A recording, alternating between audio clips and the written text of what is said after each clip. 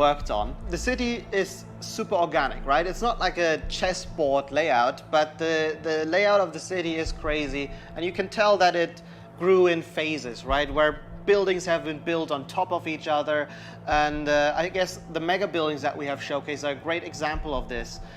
You'll actually see that they are located on some kind of pillar, you know, and then expand outside and then up high into the sky, and underneath it you'll have space for other buildings. This yields a lot of interesting experiences when it comes to exploration, and that's the one thing I'm most excited about for players to experience. We've been saying that our exploration is super vertical, right? But what this really means is that it changes the way you explore the city. Compared to our previous games, you won't be able to easily set out on a target in the distance, right? You won't be able to say, oh, there's a castle on a hill over there, I'll try to get there, and then you'll be lost on the way. But here it's much more intimate, much more moment to moment. You might be roaming the cities and get a call by your fixer who informs you about a job nearby that you might be able to do, right? Or you find an alleyway and you walk down one of the many alleyways that the city has to offer, and it's always a surprise. You don't know if you might stumble upon some gangers hanging out that are up to no good. Sometimes, and these are the moments that I often get surprised with, you'd even stumble upon the odd elevator that is meant to connect parts of the, you know, different layers of the city. And it's quite astonishing sometimes to see where you come out when you enter one of these and, you know, find that, oh, this is actually how it connects to the world. That's crazy. And now I'm here, and now I know there's a shortcut that I can take.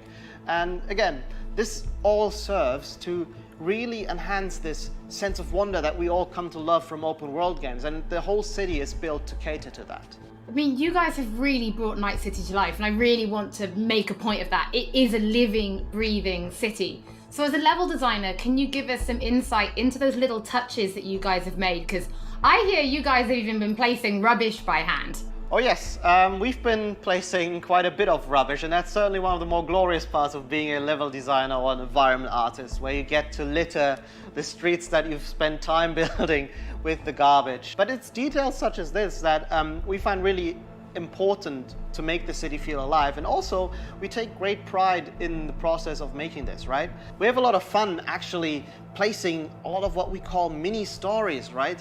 These are little encounters that you can find when you simply walk along the streets. Of course, we have huge quests, right? Side quests, we have lots of side activities that you can do, but it always is nice to just kind of stop down for a minute and take a look at your surroundings that we have so lovingly created, and try to see if there maybe isn't something that you can be a little detective for. Now, one other thing that I think is really cool is also the fact that we have actually named every single street in the city. So not only will NPCs be able to communicate their locations or the locations they want you to visit by sort of referring to the street names, but also you will be able to talk to your friends about it in that way, right? Have you been to Poplar Street in Japantown, for example? And I think this is a small detail, but the philosophy that we have with these kind of things is that, you know, many small things contribute to the sum of it, which is hopefully then you being able to explore a city that you feel is truly alive and that you haven't been experiencing before. Well, Miles, thank you so much for giving us your insight. I suppose when the game launches, you could be an official NightCity tour guide instead, right? I might be, yeah. You know, if this game dev thing doesn't work out for me, I might retire and become a tour guide in NightCity. Don't forget that if you are tuning in late, or if you just want to watch anything again, we will be uploading everything to our channels soon. Now, from the 6th Street to the Valentinos, it's time to introduce you to the gangs of NightCity.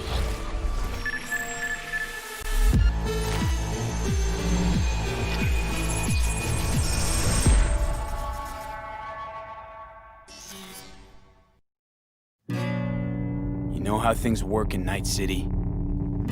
The stronger survive, but that's how things stand. You're either somebody, or you fizzle out into nothing.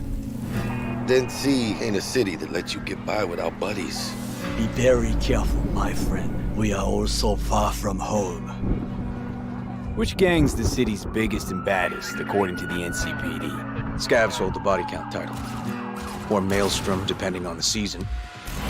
One time, a Maelstrom ganger killed a young kid right in front of my eyes for shits and giggles. Chrome-sucking psychos.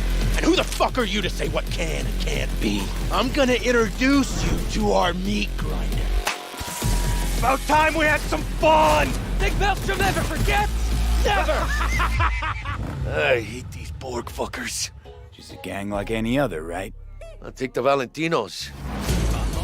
They follow God and the Santa Madre. Honor means something to them. How'd you meet Jackie? We started out together. In the Valentinos? No, in the fucking Bible book club.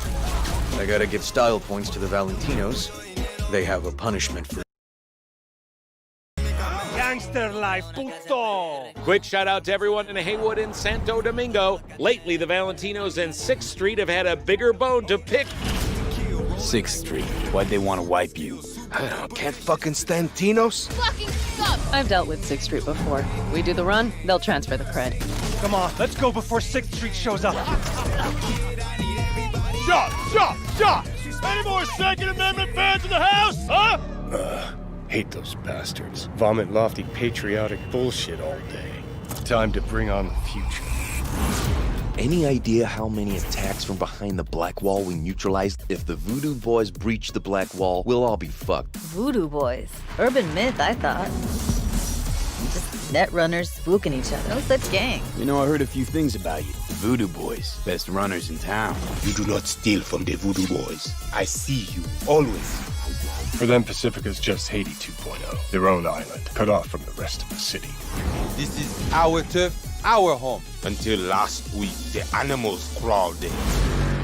Animals are the craziest fucking gang in the city. Breaker stall!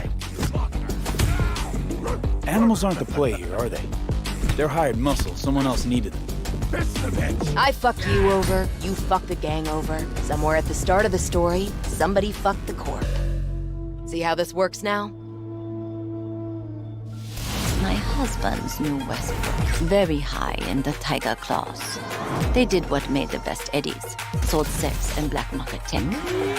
See a lot of tigers. They run this place. Know what else they do well? Break the knees of people who ask questions. I gotta do something! Shut the fuck up! The tigers will kill us. Come on, baby. Tiger claws killed one girl too many, so people took matters into their own hands. Folk went ballistic. Girls, pimps, outcasts, the whole freak show. It's how the Mox got started. Think you're some kind of gangoon now, huh? Us Moxes have each other's back. We look out for one another. You looking for some company tonight?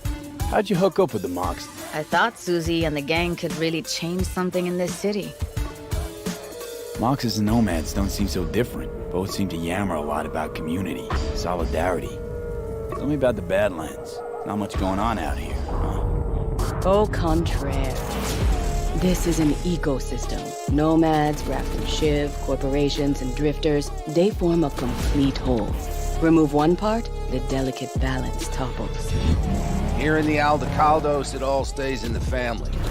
Classic dilemma. What comes first? Family or the outside world? This family will go to hell and back.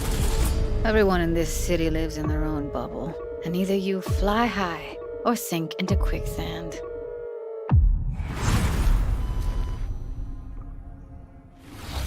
Mateusz, thank you so much for joining us. I have personally been really excited to give people a closer look at the gangs. We've shown a little bit on Twitter, but their styles are so distinct. Yes, I enjoyed them a lot as well in our game. I think they're very cool. But let's start then with the kind of role that they play, because gangs really do play a prominent role in Night City, correct? Yes, definitely. The gangs, they rule the streets of Night City. You know, they have the newest cyberware, they have the newest weaponry, and they are really a power that everyone needs to take into account when they are thinking of operating in Night City. You will encounter them as you explore the city, of course, but also as you complete main quests, side quests, different jobs for the fixers. Sometimes you might even get hired by them. But then, I suppose everybody's thinking then, can you join a gang? Well, V is a merc, and mercs of Night City are this unique, distinct group that stick mostly to themselves, right? And they get jobs from a variety of factions. They can get jobs from corporations, they can get jobs from gangs, they can get jobs from different kind of like influential clients. Because of this, nobody will ever trust a merc to be one of them, right? And the gangs are no exception here. They are looking only for like people that they know will be loyal to them, right? And that they will fight for their cause all of the time, not just some of the times when it's profitable to them. So because of this, we will mostly stick to the Afterlife. And the Afterlife are this group of mercs, this legendary group of mercenaries in Night City. They get the best jobs, they get the most money, the best clients, and so on. So if you want to become a legend in Night City, you are going to the Afterlife. So we've obviously mentioned distinct style then. So does that mean there are kind of special gang-themed weapons and items and clothing for players to find and use? Yes, definitely. There are different vehicles that you can drive, for example. There are cars, there are motorbikes. Then, of course, there are different pieces of clothing themed after gangs. There are weapons and so on. So yeah, definitely there are things to look forward to. I suppose as somebody who's spent as much time as you have kind of getting to know the gangs, I have to ask, which is your favorite and why? So I would have to say probably Maelstrom, simply because they have this unique, distinct feel and this weird aesthetic about them. So the idea about Maelstrom is they are people who want to cross the boundary between the machine and human, right? They are changing so much of their body with cyberware that they no longer look human, really. On top of that, they are also very unpredictable. It's very difficult to say what they will do at any point when you meet them. At one moment, they can be shaking hands with you, and at the other moment, you know, they will pull gun out on you, and they bring in this element of chaos into the game, which I really enjoy personally. Oh, Matty, thank you so much for joining us. It's always interesting to learn what your favorite gang is. I think it kind of tells me a little bit about you. Oh, does it? What does it say about me? Well, we'll talk about that later. But for now, before we wrap up today's episode, we asked people to show us their creativity and design a PC case mod, Cyberpunk style. Our panel of judges selected 5 finalists and we teamed them up with professional case modders to bring their concept to reality.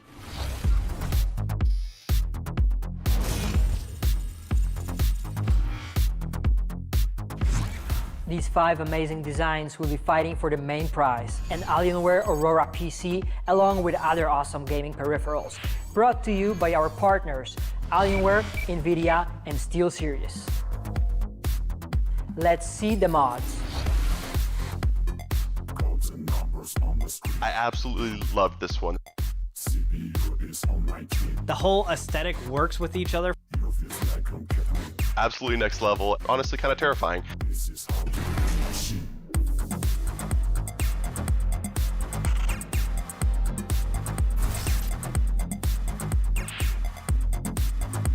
Exactly the type of thing I would expect to find at a trade show. It really looks like it could have come straight out of the game.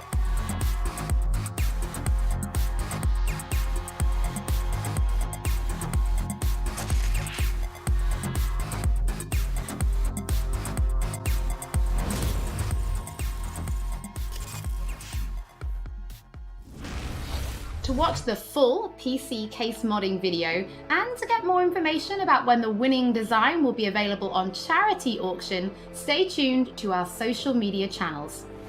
Looking at those PC case mods, it reminds me that we do have one more thing to reveal. If you're going to be playing Cyberpunk 2077 on PC when it launches this November, we do have some specs to share that I think some of you have been waiting for. The minimum system requirements for Cyberpunk are a Windows 7 or 10 PC, an Intel Core i5 3570K or AMD FX 8310, 8 GB of RAM, and an NVIDIA GeForce GTX 780 or an AMD Radeon RX 470. In the storage department, the game will take up roughly 70 gigs of space, and although it will run off a HDD, we do recommend an SSD. As for the recommended specs, you're in the green if you're rocking Windows 10, an Intel Core i7 4790 or AMD Ryzen 3 3200G. 12 gigs of RAM, and an NVIDIA GeForce GTX 1060 or AMD Radeon R9 Fury. Thank you so much for joining us for episode 3 of Night City Wire. Don't forget that if you've missed anything or if you just want to watch again, we will be uploading everything to our channels shortly, and we will be back soon with episode 4.